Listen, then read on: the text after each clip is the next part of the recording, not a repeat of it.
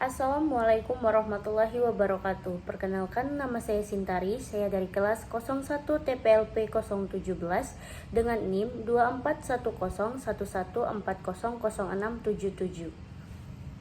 Di sini saya ingin menjelaskan tentang memahami konsep dan fungsi pemrograman, bahasa pemrograman, dan Progadim, pemrograman dalam teknologi informasi. Yang pertama, konsep pemrograman. Pemrograman adalah proses atau aktivitas yang melibatkan penulisan instruksi atau kode untuk memberitahu komputer apa yang harus dilakukan.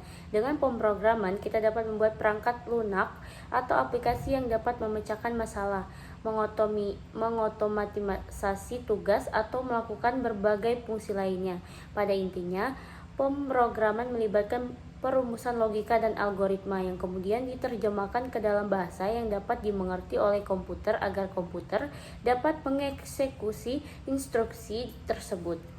Yang kedua, perbedaan antara pemrograman dan bahasa pemrograman. Pemrograman adalah proses kode untuk menyelesaikan suatu tugas atau masalah. Ini adalah aktivitas dan teknik di mana pengembangan atau pemrogramer merancang algoritma, menulis kode, dan menguji hasil agar mencapai tujuan tertentu. Bahasa pemrograman adalah alat atau sarana yang digunakan dalam proses pemrograman.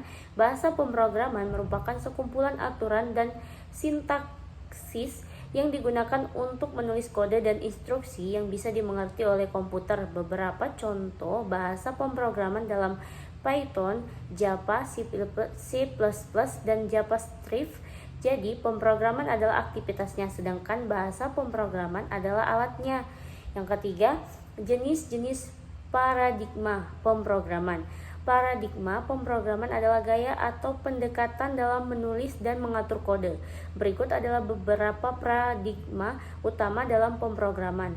Pemrograman prosedural berfokus pada prosedur atau langkah-langkah yang harus diikuti untuk mencapai proses tertentu.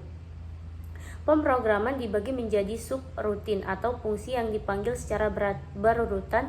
Contoh bahasa C, Pascal. Pemrograman berorientasi objek oriented programming berfokus pada objek yang mewakili entitas dunia nyata dengan data dan fungsi di dalamnya menggunakan konsep seperti enkapsulasi, perwarisan, dan polimorfisme untuk mengatur kode. Contoh bahasa Java, C++, Python. Pemrograman fungsional berfokus pada penggunaan fungsi untuk pemrosesan data. Pemrograman ini menghindari perubahan kondisi, mutasi data. Contoh bahasa Haskell, Lisp, dan Scala. Pemrograman deklaratif menggambarkan apa yang harus dicapai, bukan bagaimana mencapainya. Pemrograman deklaratif sering digunakan dalam pengembangan web dan basis data. Contoh SQL dan HTML. Pemrograman logika menggunakan logika formal untuk mendefinisikan aturan yang harus diikuti oleh program. Contoh bahasa Prolog. Setiap paradigma memiliki keunggulan dan kelemahan sendiri, dan pemilihan paradigma sering bergantung pada jenis dan masalah yang diselesaikan serta preferensi programmer.